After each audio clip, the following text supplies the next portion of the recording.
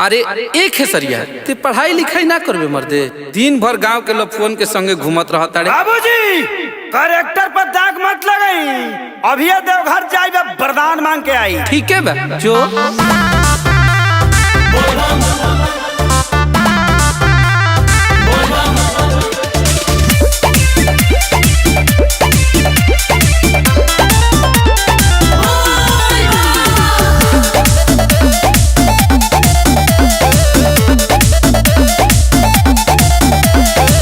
भंगिया धतूर ली हाई चिखली, अपना सेवा कवा के बाबा जी को भीख दी।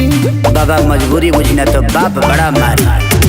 भंगिया धतूर ली हाई चिखली, अपना सेवा कवा के बाबा जी को भीख दी। हे भोला बाबा वरदान मांगती। हम तुम्हारी तपस्या से प्रसन्न हैं, बताओ तुम्हें क्या चाहिए? 3 चीज।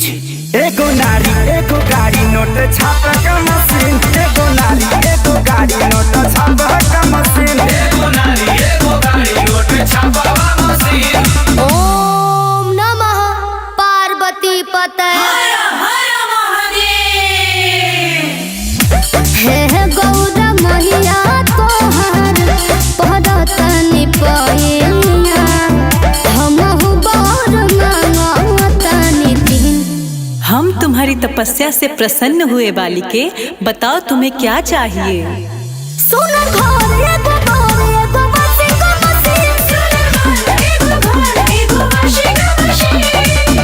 बालिके ये वॉशिंग मशीन क्या होता है? माते ई आधुनिक युग के कपड़ा धोए वाला मशीन ह।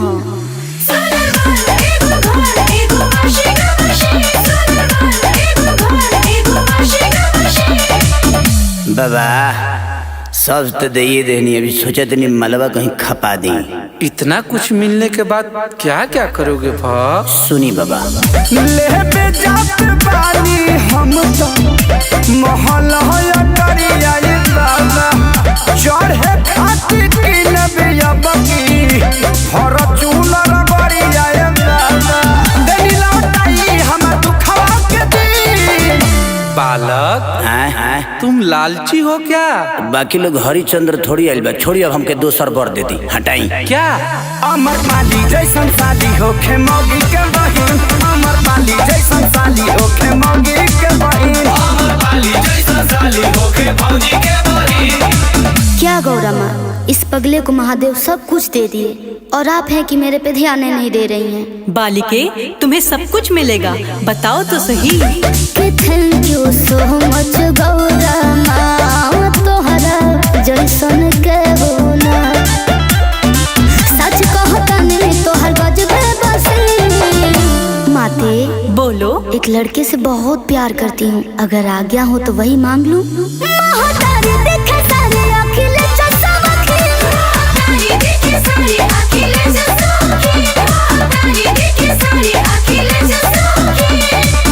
का बेयास तारा के ढेर कुछ मिल गलो। एकर मलकिनी तेही न होखबे चल।